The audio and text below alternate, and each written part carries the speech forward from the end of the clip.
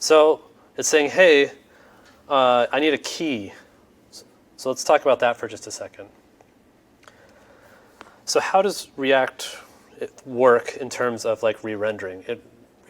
Every time that something changes, it runs the re-render function here, right? So it runs this search params function again. I want you to imagine that maybe these options were more complicated. Maybe they were deeply nested trees of DOM structures, right?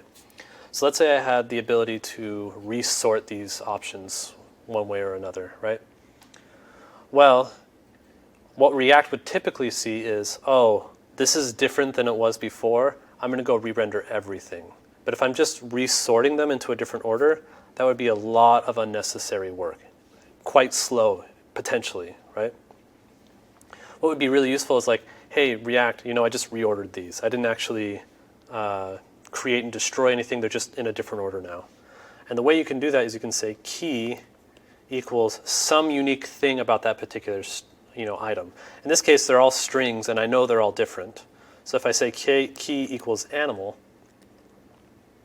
then it's happy, right? Because then it says if dog was here, but then now it's down here, it's like, oh, I'm just going to take that option. I'm not going to destroy it. I'm just going to move it down there. So that's what key does. So it's a little performance thing that's really easy to do.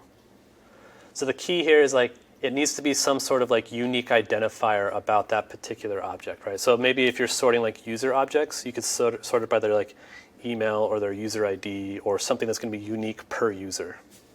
That if it moves here and then it moves down here, it's the same thing so that React can tell it's the same thing. Make sense?